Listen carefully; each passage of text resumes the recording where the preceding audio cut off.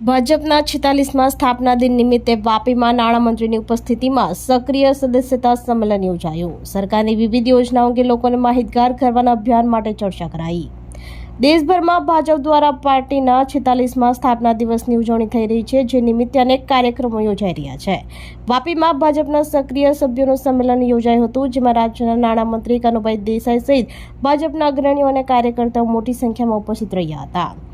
આ સંમેલનમાં પાર્ટીના સ્થાપના દિવસ નિમિત્તે યોજાઈ રહેલા કાર્યક્રમથી કાર્યકર્તાઓને સક્રિય સદસ્યોને માહિતગાર કર્યા હતા। આ સાથે જ ઘર ઘર સુધી જઈ અને ભાજપની અને કેન્દ્રની રાજ્ય સરકારની વિવિધ યોજનાઓને લોકોને માહિતગાર કરવા માટે ચલાવવામાં આવી રહેલા અભિયાન અંગે ચર્ચા કરવામાં આવી હતી। આ સાથે છેલ્લા કેટલાક સમયથી દેશમાં વન નેશન વન ઇલેક્શનનો મુદ્દો પણ ચર્ચાનું કેન્દ્ર બન્યો છે, ત્યારે ભાજપના આ સંમેલનમાં પણ વન નેશન વન ઇલેક્શનનો મુદ્દો ચર્ચાનું કેન્દ્ર બન્યો હતો। નાણામંત્રી કનુભાઈ દેસાઈ સહિત ભાજપના અગ્રણીઓ અને કાર્યકર્તાઓએ પણ વન નેશન વન ઇલેક્શનના સમર્થનમાં સંકલ્પ કર્યો હતો।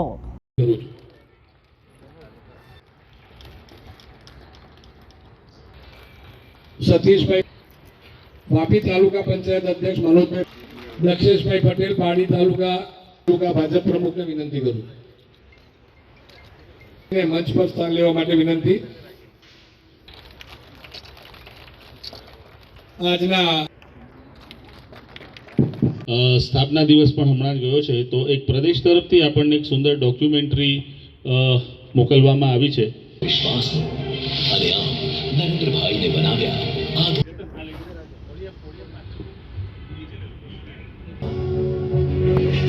તો સીએ દ્વારા શરણાર્થી ભારતમાં સાર્થક કર્યું। પરમાણુ પરીક્ષા જેવા નિર્ણયોએ તો ત્યારે વર્ષ 1980માં પંડિત દીનદયાળ ઉપાધ્યાયજી સેવા હી સંગઠનના મંત્ર સાથે લાખો કાર્યકર્તાઓએ પોતાના ભાજપા બની વિશ્વની સૌથી મોટી રાજકીય પાર્ટી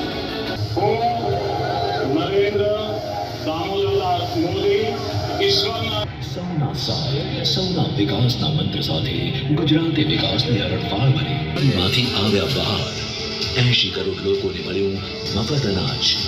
જય ભારત માતા કી વંદે। અંત્યોદયની ભાવના અને સાંસ્કૃતિક રાષ્ટ્રવાદની ચેતના મજબૂત। આજના સુવર્ણ સમય માટે કેટલાય કાર્યકર્તાઓએ ભારતીય જનસંઘ રાષ્ટ્રની એકતા અને અખંડિતતા માટે ડોક્ટર શ્યામા પ્રસાદ મુખર્જીએ કમળની પસંદગી 28 ડિસેમ્બર 1980ના રોજ મુંબઈ ખાતે યોજાયું પ્રધાનમંત્રી શ્રી નરેન્દ્રભાઈ મોદીના સશક્ત નેતૃત્વમાં જન અને ઘર ઘર સુધી ભંડારી અને અટલ બિહારી વાજપેયી જેવા અનેક કર્તવ્યનિષ્ઠ કાર્યકર્તાઓ આવ્યા। નાણાં ઉર્જા અને પેટ્રોકેમિકલ મંત્રી શ્રી કનુભાઈ દેસાઈ સાહેબ, આપણા વલસાડ જિલ્લા ભાજપ પ્રમુખ શ્રીની સંખ્યા કરતા આજે આપણા પારડી વિધાનસભાનું જે આપણું આજે સંમેલન છે એની અંદર સંખ્યાની દ્રષ્ટિએ ઉધનાના પૂર્વ ધારાસભ્ય અને પ્રદેશ દ્વારા નિયુક્ત આ સક્રિયતા સિનિયર કેબિનેટ મંત્રી નાણાં ઉર્જા અને પેટ્રોકેમિકલ માન્ય શ્રી કનુભાઈ દેસાઈનું સાથે સાથે અહીં ઉપસ્થિત સૌ ચૂંટાયેલા પ્રતિનિધિઓ, સક્રિય સદસ્યો, સરપંચ મિત્રો અને સૌ દેવોથી પણ દુર્લભ કાર્યકર્તા મિત્રો, ભારત માતા કી જય શ્રી રામ। એ તો આપણી સફર 1925 થી શરૂ થઈ એમ કહેવાય અને એને 100 વર્ષ આરએસએસ એટલે રાષ્ટ્રીય સેવક સંઘ આ નવી પેઢીને કદાચ ખબર નહીં હોય આવા સંજોગો હતા અને એવા સંજોગોની અંદર એ વખતના આપણા ડોક્ટર શ્યામા પ્રસાદ મુખર્જીએ કોઈ સાક્ષી છે એ બાબતના કે 370ની કલમ 35A ની કલમ એ રદ કરવામાં આવી।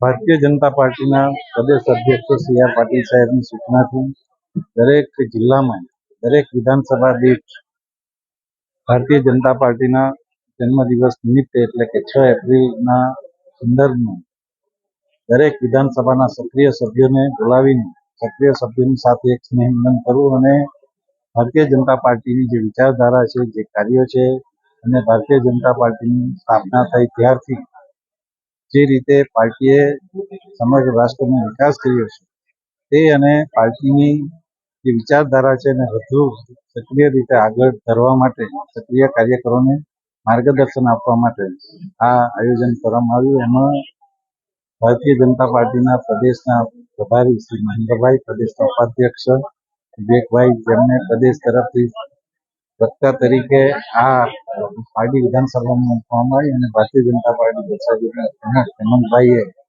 સક્રિય રીતે દરેક કાર્યક્રમોને માર્ગદર્શન આપ્યું અને હવે પછીના પાર્ટીના જે કાર્યક્રમો છે એમાં ખાસ કરીને 14 એપ્રિલે ડૉક્ટર બાબા સાહેબ આંબેડકરની જન્મજયંતિ છે.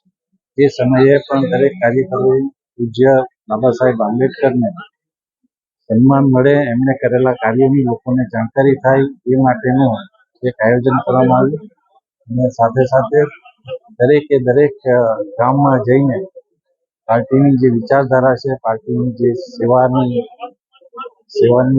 કાર્યો છે, વિધવા સહાય હોય, ખેડૂત સહાય હોય કે દરેક કાર્યોની પણ લાભાર્થીઓને મળીને ભારતીય જનતા પાર્ટીનો એક વિકાસનો માર્ગ છે એ બતાવવાનો. વન નેશન વન ઇલેક્શન એટલા માટે છે કે આ કંઈ નવું નથી. આપણે 1960 પછીના વર્ષોમાં પણ વન નેશન વન ઇલેક્શન થતું હતું, પણ ત્યારે આપણો જે બેઝ હતો નાનો હતો. અત્યારે આપણા મતદારો પણ વધી ગયા છે એટલે આ ચર્ચાનો વિષય બન્યો છે.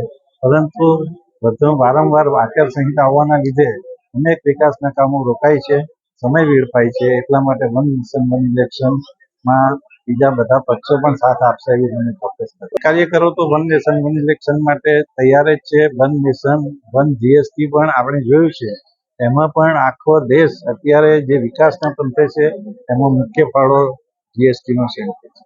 આપણી સંકલ્પ ન્યૂઝ ચેનલને સબસ્ક્રાઇબ અને લાઇક કરો, બેલ આઇકન દબાવો જેથી આવનાર ન્યૂઝ અપડેટ્સની નોટિફિકેશન આપના મોબાઈલ પર સૌથી પહેલા પહોંચે.